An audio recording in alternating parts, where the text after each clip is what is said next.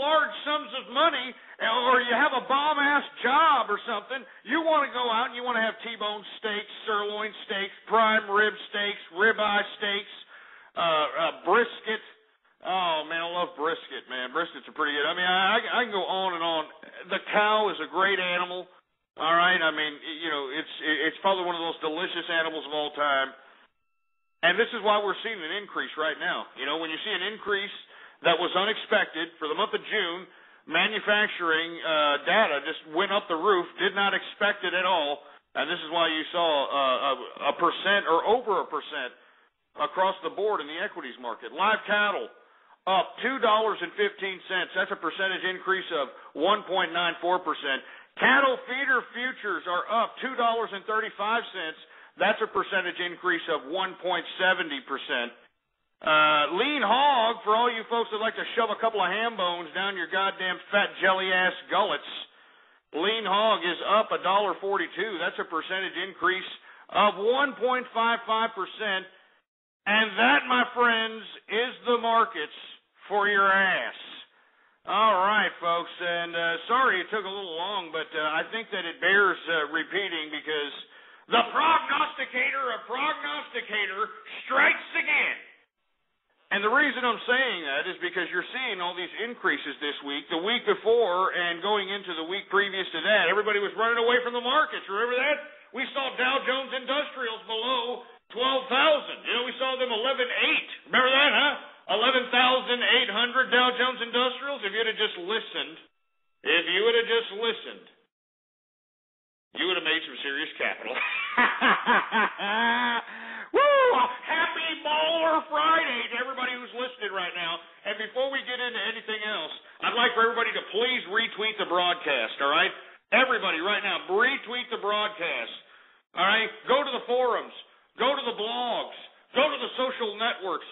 Spread it around like wildfire. And let everybody know that True Capitalist Radio is in effect and in the house. Once again, I'm sipping on VSOP, baby, cognac, the real drink that's drank by G's. I want to say cheers to everybody out here for a Baller Friday. I'm capitalizing. I'm capitalizing. I don't know about you, but I'm capitalizing. Let me go ahead and sip this, take some calls, go on to the next subject matters. Oh, yeah. Oh, man, that's some good stuff. Anyway, we just got finished going through the markets, folks, and we alluded to the government continuing to limp along with trying to raise the debt ceiling, and I think it's a really disgusting display of pure politics by both sides of the political spectrum. I don't really give a crap what political spectrum that you think that you reside on. Both of these idiots in power are wrong, all right? The left over here, the left wants to be like, we want to sustain all the entitlements that have put us in this position to begin with. We want to continue to do that, and then we want to add more. We want to add more. We not only do we want the entitlements that put us in this situation, we also want more. So there's not.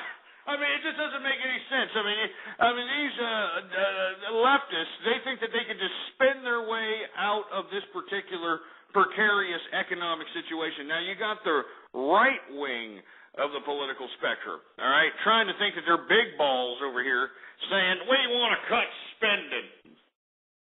We want to cut spending. That's what we want. We want to cut spending. Hey, and I'm all for cutting spending, baby. All right, believe me, I'm all for cutting spending, but the bottom line is that you got to take a look at what these assholes on the right are actually proposing as cutting. They're not proposing jack, all right? You know, I find it funny that these old fogies that are out here collecting all these Social Security checks, you know, the baby boomers, these idiots that, you know, I don't know, the media wants us to feel so sorry for, even though they have 75% of America's wealth. Yeah, they got 75% of America's wealth, and they're pissing and moaning because they may see a curbing in their Social Security checks. Now, that doesn't make any sense to me. Now, who's paying for those Social Security checks? You are. The young people. Anybody who's under the age of 45, well, I guess under Paul Ryan's plan, you have to be under the age of 55. Because under his proposal, anybody who's 55 years of age or older, you're still going to get your Social Security checks. No problem. Anybody who's under the age of 55, you ain't going to get dick. You're just going to have to take it up the tailpipe, even though the people that are collecting the Social Security put us in this position. They put us here, and yet we're going to have to continue to get the goddamn Social Security, Medicaid, and Medicare docked out of our paychecks.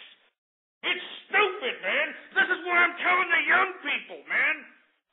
They need to wake up, for Christ's sake. Jesus Christ. Give me a drink. And then you got these both assholes trying to look better in front of the general dumbass American public. You know, you got the left. Oh, we're trying to save people. We're trying to save America, even though they want to increase spending, which is spending is what got us here in the first place. And then you got these asshole Republican right-wing teabag jerk dicks, whatever you want to call them. They're trying to say, oh, well, we want to cut spending, and they don't want to cut dick. They don't want to really cut. You want to cut? Let's cut Social Security in general. How about that? How about putting more money in the people's pockets by saying, hey, we can't fund Social Security, old folk. All right, your little great society, your little liberal, 1969. I'm gonna, hold hands and have a mud pit orgy at Woodstock and free love and doing a little dance and making a little love with the bell bottoms in the goddamn disco era. All that crap. When you thought that government was just, it's okay to just go out and allow government to do this and allow government to take care of these people, allow government to take care of those people. Well, hey. Where do you think that money came from there, old folk? Where do you think it came from? It came from your Social Security fund, all right? Your Social Security fund has already been obligated like 4 or 5 times on a variety of different social programs that you idiots allowed, all right? Now, all I'm saying is why don't we just let the young people right now, which, if you're a young person, if you're under the age of 45, under the age of 50 for that matter, if you're under the age of 50, you know how hard it is to get any kind of an economic opportunity in the employment sector. You know it and I know it, all right? I'm just saying, why don't we allow these kids who are already taking it up the ass anyway. They're taking it up the ass. You're ganking them. You're ganking them of the Social Security tax that they're never going to see. They're just basically funding these people that caused the problem. They're funding the baby boomers that caused the goddamn problem when they're not going to see it, man. Jesus Christ. It's a disgrace, man. It's what it is. And that's why whenever I see these idiots in Washington saying, oh, yeah, we're trying to debate for the debt ceiling, and they're saying, shut up. You're soulless cash whores, and you could give a rat's ass. All right? Let me tell you something. We've got till July 22nd. July 22nd until this debt ceiling, that's the deadline where it needs to be solved, July 22nd. If we don't have any kind of resolution between these soulless cash whore bastards in Washington, we're in some deep shit. I mean, excuse my French, we're in some deep trouble. All right? Anyway, let me go ahead and take some calls here. 646-652-4869 is the number to call, folks. I don't mean to get so serious out here, but I think it bears repeating. All right, it bears repeating out here. Let's take some calls right now. Let's see if anybody has anything to say. Area code 516. What's up? Hey, Ghost. What's up? How you doing? I'm fine. Well, I just gotta ask some questions about the Hugo Chavez thing. Go ahead. How long has the thing been going on? How long has he had cancer? Well, of course, you know how communists are. They don't want to let anything be public. They're very secretive when delving out anything for propaganda purposes. I mean, that's the basis of most leftist political philosophy is propaganda. But according to reports, this guy has been suffering from this for some months now. And this secretive flight from him going from his country to Cuba to get this abscess in his prostate removed has been a serious situation. According to reports, not only did he get surgery here within the past few days, he just recently had a second surgery because apparently there were some complications from the first one. So to my knowledge and how I know these damn leftists and how they work, I think that possibly Hugo Chavez may be in grave danger of dying. They would not have put this out if they were able to treat this, or if the percentages were in their favor for them to treat this. And I think that right now the days of Hugo Chavez are pretty much numbered. I think it's over for him. Yeah. I actually think that. What do you think? Is it going to be a riot going on in Venezuela now? Well, no. As a matter of fact, it's not necessarily rioting, but once the Hugo Chavez dictator is finally no longer on this earth, I think that you're going to start seeing a struggle for power. And in my personal opinion, I think that you're going to start seeing pro-democracy, pro-free market individuals start rising up, and maybe even be backed up by the military. In my personal opinion, I think that we need it. We need it because we don't need any more of this leftist crap infecting South America. South America is budding with new emerging economies, and there's no way that we need this any longer. We don't need any more of this leftist crap. All right, it's been proven a failure. All you dumb political romantic assholes who continue to be sold the propaganda, it's a goddamn failure. All right. Anyway, thanks for calling, man. We're supposed to be talking about the U.S. government continuing to limp along with raising the debt ceiling. But we pretty much talked about that when we were discussing the markets. I want to move on to another subject matter. I want to talk about our president. I want to talk about our president, Barack Obama.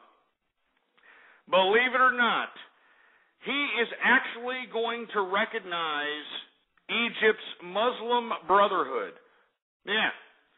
Yeah, I kid you not. He is going to recognize the Egyptian Muslim Brotherhood as a legitimate political faction to negotiate with on the debating table. Can you believe this crap? I kid you not. You can look it up for yourself, for Christ's sake. Can you? I mean, it's disgraceful, man. It's horrible. I mean, Obama is actually embracing the Muslim Brotherhood, for Christ's sake. I mean, I told you guys when all these media outlets were having a goddamn circle jerk for this damn Egyptian revolution, I was the only one on the air saying it was a joke. I was the only one saying that the Egyptian revolution had no intellectual foundation in back of it. It was all a bunch of wild Yehudis that got riled up by Wael Ghanem, some goddamn Google executive that manipulated the primitive civilization of Egypt by utilizing modern-day communication tools like Facebook and Twitter to rabble-rouse these idiots into complete and utter mayhem. I mean, we saw all those wild Yehudis. I mean, we saw all those goddamn wild Yehudis, for Christ's sake. They were pillaging. They were raping. They were destroying, for Christ's sake. I saw it, and anybody who saw the coverage, you saw it too. And if you didn't, do a damn YouTube search. It's there. You know, and poor Lara Logan, a CBS reporter, for Christ's sake, she was out there covering these wild Yehudis and their ridiculous, pathetic post-Katrina mayhem, this pathetic destroy fest. This poor Lara Logan got gang raped and gang fondled by these disgusting, sweaty Yehudis, for Christ's sake, covering this ridiculous crap. Jesus Christ. Anyway, Obama, when we were observing these revolutions, or so-called revolutions in Egypt, a lot of the commentators that were against this particular uprising, what was their particular disdain for the uprising? It was the fact that the Muslim Brotherhood